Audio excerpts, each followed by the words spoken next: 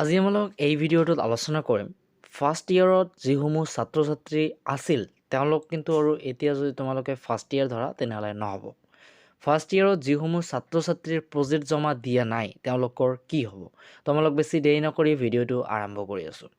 প্ৰথমতে মই তোমালোকক ক'ম, তোমালোকে হয়তো যেতিয়া ফাৰ্ষ্ট ইয়েৰত প্ৰথমবাৰ যেতিয়া এডমিশ্যনৰ কাৰণে গৈছিলা, সকলোৱে তোমাক কৈছিল যে first year is the rest year. কথাটো সঁচা নে মিছা আজি মই এই ভিডিঅ'ত ক'ম। মই যদি ক'ম তেন্তে কথাটো একেবাৰে সঁচা।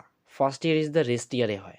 কাৰণ ফাৰ্ষ্ট ইয়েৰত যিসমূহ প্ৰশ্ন কাকতসমূহ আহে কেৱল মাত্ৰ নামৰ কাৰণে আহে যে বৰ্ডৰ পৰা আহিছে। হয়, বৰ্ডৰ পৰাই কাটে, কিন্তু সেই যি পৰীক্ষাৰ বহীখন থাকে সেই বহীখন কিন্তু তোমাৰ স্কুলৰ টিচাৰসকলে চেক কৰে। সেই বহীখনত যিটো নম্বৰ তোমালোকক দিয়া হয় সেইটো 5 মাৰ্কৰ কাৰণে এনেই দি থয়। যদি তোমালোকে পৰীক্ষাত একো নিলিখা তথাপিও কিন্তু ফাৰ্ষ্ট ইয়েৰত পাছ কৰি দিয়ে। কাৰণ তোমালোকৰ স্কুলৰ টিচাৰে সেইটো চেক কৰে, বাহিৰৰ মানুহ সেইটো চেক নকৰে, তোমাৰ টিচাৰে চেক কৰে। সেইকাৰণে তোমালোকক একেবাৰে 5 মাৰ্কটো দিয়ে।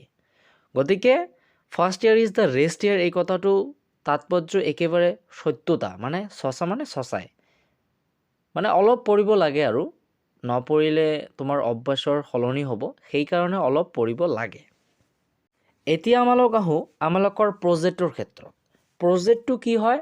প্ৰেক্টিকেল মাৰ্কৰ কাৰণে। প্ৰেক্টিকেল মাৰ্ক যিটো আছে সেই প্ৰেক্টিকেল মাৰ্কটো আমালোকক দিবলৈ বাবে আমাৰ স্কুলৰ শিক্ষক বা শিক্ষয়িত্ৰীসকলে আমাক এটা প্ৰজেক্ট কৰিব দিয়ে। সেই প্ৰজেক্টৰ ওপৰত ভিত্তি কৰি তেওঁলোকে এটা মাৰ্ক দিয়ে।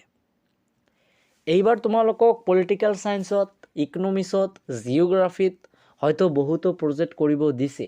বহুতো ছাত্ৰ ছাত্ৰী হয়তো জমাও দিছা, বহুতো ছাত্ৰ ছাত্ৰী হয়তো জমা দিয়া নাই। গতিকে যিবোৰ জমা দিছে তেওঁলোকৰতো ভালে, আৰু যিবোৰ জমা দিয়া নাই তেওঁলোকৰ হ'ব কি? তেওঁলোকৰ ইমান একো ক্ষতি নহয়।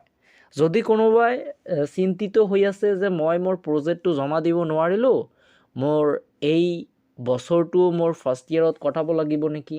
কটাব লগা নহয়, কাৰণ মই অলপমান আগতে কৈ দিলোঁ first year is the rest year. ঠিক আছে? তুমি যদি প্ৰজেক্ট জমা নিদিয়া তথাপিও তোমাক 5 মাৰ্কটো তেওঁলোকে দি দিব, তোমাৰ স্কুলৰ টিচাৰজনে দি দিব। কাৰণ first year is the rest year, মই অলপমান আগতে কথাটো কৈয়ে দিলোঁ। ঠিক আছে? First year is the rest ইয়েৰে হয়। সেইকাৰণে ইমান চিন্তিত হোৱাৰ প্ৰয়োজন নাই যে মই প্ৰজেক্ট জমা দিয়া নাই, মই কি কৰিম, মোৰ কি হ'ব, মোৰ ফাৰ্ষ্ট ইয়েৰে এইবাৰো ফাৰ্ষ্ট ইয়েৰত থাকিব লাগিব নেকি? এনেকুৱা বেয়া চিন্তা কৰিব নালাগে।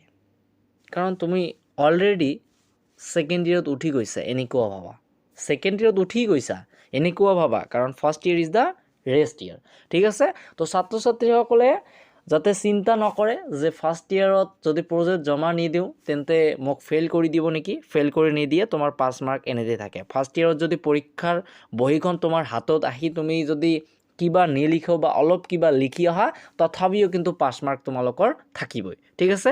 তো ছাত্ৰ ছাত্ৰীসকল, মই আশা কৰোঁ আজিৰ এই ভিডিঅ'টোত যিটো প্ৰশ্ন মই দাঙি ধৰিছোঁ সেই প্ৰশ্নটোৰ একেবাৰে সহজ ভাষাত মই তোমালোকক বুজাব পাৰিছোঁ আৰু উত্তৰটো তোমালোকক দিবলৈ পাৰিছোঁ।